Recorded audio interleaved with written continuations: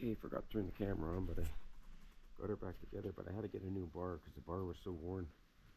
It was just too dangerous to work with. So this is my 41-year-old Husky X-Force Husqvarna. So we'll just get some oil in there, some chain oil, and we're ready to go. Double check the gas.